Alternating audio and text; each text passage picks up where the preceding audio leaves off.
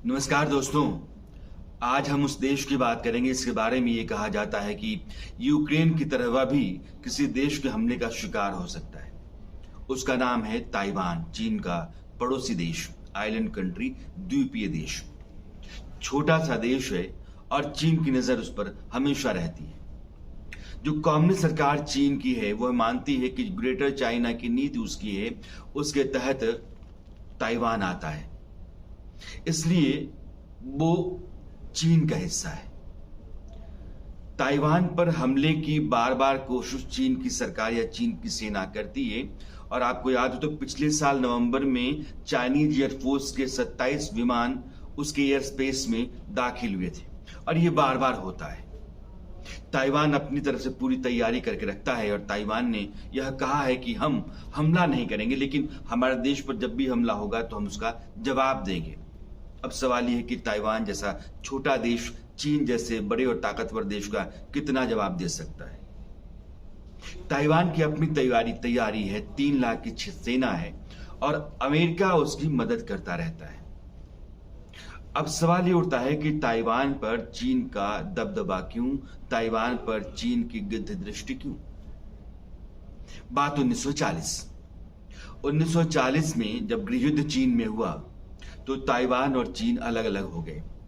Second world war के दौरान America और जापान जैसे साथी देशों ने सोचा कि चीन ने बहुत मदद की है तो चीन को हम ताइवान सौंप देते हैं। उस समय चांग काई शेक चीन के बड़े जनरल थे, उनकी सरकार थी, कमिंगतांग सरकार कहते हैं। कमिंगतांग सरकार सन्यात सेन ने जिसकी स्थापना 1920 में की थी। तो चांग काई शेक को ताइवान दे दिया गया वर्ल्ड वॉर सेकेंड के बाद। लेकिन चीन में कम्युनिस्टों का दमन वो सरकार लगातार करती रही जो चियांग काई शेक की थी। 1949 में माओ की अगुवाई में कम्युनिस्टों ने चीन पर कब्जा कर लिया और चियांग काई शेक को भागना पड़ा। भाग करके वो ताइवान आ गए। चियांग काई शेक की जो सरकार थी वो रिपब्लिक ऑफ चाइना थी। जब माओ आए तो उन्होंने पीपल्स रिपब्लिक ऑफ चाइना उसका नाम रखा। चूंकि ताइवान में चियांग काई शेक आ गए, उनकी कमिंगतांग सरकार चल रही थी और उस पर माओ ने बार बार हमला करने की कोशिश की। नजर में ताइवान माओ के था और माओ का जो पर्पस था, मकसद था कि चीन तब तक पूरा नहीं है जब तक ताइवान उसके कब्जे में नहीं आ जाता है। 1955, 56, 58 में चीन की सेना ने ताइवान पर हमला किया और कुछ आइलैंड्स, कुछ द्वीप जो थे उसके उस पर कब्जा कर लिया। तब अमेरिका ताइवान के समर्थन में आया और अमेरिकी सेना ने चीन पर अपना दबाव बनाना शुरू किया और अमेरिका ने धमकी दी कि परमाणु हमला करना पड़ सकता है अगर उन द्वीपों को जो ताइवान के हैं चीन खाली नहीं करता है तो। चीन ने उस समय अपने पैर पीछे खींच लिए।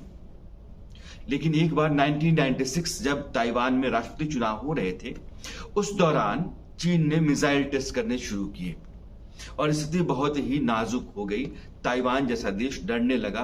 उस समय बिल क्लिंटन थे अमेरिका के राष्ट्रपति। उन्होंने एक बार फिर से उस इलाके में अमेरिकी फौज की हलचल बढ़ाई जहां से बहुत पहले वियतनाम युद्ध के बाद से अमेरिकी सेना की हलचल नहीं थी।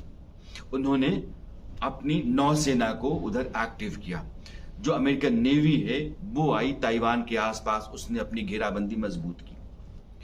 लेकिन चीन बार बार ताइवान पर अपना दावा करता है और यूक्रेन पर जब से रूस ने हमला किया है उसके बाद से यह माना जाता है कि शी जिनपिंग जो चीन के राष्ट्रपति हैं वो दुनिया को आजमा रहे हैं, टटोल रहे हैं अमेरिका और नेटो देश यूक्रेन के लिए कितना आगे आते हैं और यूक्रेन को बचाने के लिए उसके हक में खड़ा होकर के कितना लड़ते हैं। अब जब रूस की लड़ाई लंबी हो गई और पुतिन का जो पूरा इरादा था वो कहीं ना कहीं ध्वस्त होता सा दिख रहा है, उनकी योजना फेल होती हुई दिखने लगी है और जो समर्थन नेटो देशों से मिल रहा है यूक्रेन को और वहां की सेना जो जवाब दे रही है रूस को, रूस की जो माली हालत खराब हुई है, बहुत सारे देशों की तरफ से जो पाबंदियां ला दी गई हैं, उससे कहीं ना कहीं चीन ने थोड़ा बहुत सबक लिया है। अगर रूस ने 2-4-5 दिनों में कब्जा कर लिया होता यूक्रेन के ऊपर और नेटो अमेरिका जैसे देश वैसे ही रहते जैसे आज की तारीख में हैं, तो बहुत मुमकिन है कि ताइवान के ऊपर चीन का हमला हो चुका होता और चीन ताइवान को अपने कब्जे में करने की हर मुमकिन कोशिश कर रहा होता। चीन की आर्मी बहुत मजबूत है, लेकिन अमेरिका के साथ टकराव में अमेरिका के जो साथी देश हैं उनकी पाबंदियां और अमेरिका के साथ जो युद्ध होगा ताइवान की खातिर जो अमेरिका लड़ेगा उसमें चीन को नुकसान फिलहाल होता हुआ सा लग रहा है, क्योंकि उसकी अपनी जो इकोनॉमिक पॉलिसी है शी जिनपिंग की, वन बेल्ट वन रोड की, दुनिया भर को अपना बाजार बनाने की, अपना सामान दुनिया भर में भेजने की, वह भी बहुत हद तक बाधित होगी, उसको नुकसान पहुंचेगा। इसलिए अब जो लेटेस्ट रिपोर्ट है वो ये कहती है कि चीन ने अपने परमाणु हथियारों की संख्या बढ़ानी शुरू कर दी है और अगले 10 साल के भीतर 1000 से ज्यादा परमाणु हथियार वो तैयार कर लेगा। उसकी मंशा यही कि अगर अमेरिका से लड़ाई ठन जाती है या भारत से टकराव उसका बढ़ता है तो उस स्थिति में वो इस हालत में रहे कि वो दोनों देशों का मुकाबला कर पाए। लेकिन ताइवान एक ऐसा देश है जिसके समंदर अगर आप देखेंगे तो समंदर किनारे किनारे ऊंचे ऊंचे पहाड़ हैं, ऊंची ऊंची चोटियां हैं और बीच में खाइयां चलती रहती हैं, सुरंगें बहुत ज्यादा हैं। उन सुरंगों को ताइवान की सरकार और वहां के जो इंपॉर्टेंट लोग हैं उनकी हिफाजत के लिए बहुत ही महफूज जगह माना जाता है। और दुश्मन देश के हमला करने के दौरान जो ताइवान की सेना है उसके लिए वो एक शील्ड का काम करती है और दुश्मन पर हमला करने के लिए बहुत खुला मैदान मौका देती है।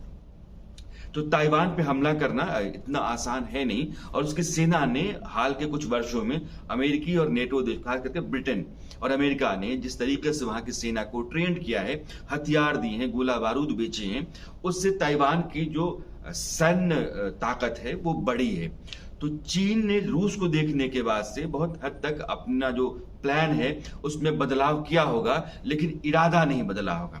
इरादा ताइवान पर कब्जा करने का चीन का है और इसीलिए ताइवान को जो मान्यता है वो दुनिया के बहुत 15-16 देशों ने दे रखी है। चीन के डर से दुनिया के तमाम बड़े देश भी उसको मान्यता नहीं देते हैं। यहां तक कि अमेरिका ताइवान के साथ रिश्ता बेहतर रखता है, लेकिन वो वन चाइना पॉलिसी जो है उसको मानता है। जब 70 के दशक में निक्सन थे और हेनरी किसिंजर उनके नेशनल सिक्योरिटी एडवाइजर हुआ करते थे, उस दौरान चीन के साथ उन लोगों ने एक सीक्रेट डिप्लोमेसी ऑन की थी और उस दौरान यह माना गया कि ताइवान जो है वो चीन का हिस्सा है और वन चाइना पॉलिसी अमेरिका स्वीकार करता है। तब से अमेरिका की जो डिप्लोमेसी है उसका नजरिया चीन को लेकर के है वो तो वही है, लेकिन ताइवान के साथ उसके रिश्ते बेहतर हैं और ताइवान को वो चीन से अलग रखना चाहता है। यानी कि जो पुरानी सरकार का कमिटमेंट है उसके मुताबिक तो वो चलता है, लेकिन ताइवान को सुरक्षित भी करता है। यानी कि अपने वायदे के खिलाफ ही अमेरिका अपना काम करता है, इसलिए कि उस इलाके में बहुत सारे देश हैं जहां अमेरिका का अपना हित छिपा हुआ है, वो अपना हित वहां से साध सकता है। Japan, south Korea, Philippines, Taiwan, ये पूरा इलाका जो है वो साउथ चाइना सी के आसपास का है और यहाँ चीन का कब्जा बढ़ेगा, यहाँ के देशों पर चीन का कब्जा बढ़ेगा या फिर वो चीन के प्रभुत्व में आएंगे तो यह पूरा इलाका चीन के कब्जे में आ जाएगा और फिर यहाँ इस पूरे इलाके में चीन की तूती बोलने लगेगी और अमेरिका के लिए यह बहुत नुकसान का सौदा होगा कारोबार के लिहाज से, जो समंदर के जरिए होता है। इसलिए ताइवान को लेकर के चीन का इरादा अपनी जगह पर है, लेकिन यूक्रेन जैसा हमला ताइवान पर होगा इस बात की आशंका हमेशा बनी रह सकती है, लेकिन फिलहाल ऐसी कोई गुंजाइश दिख नहीं रही है।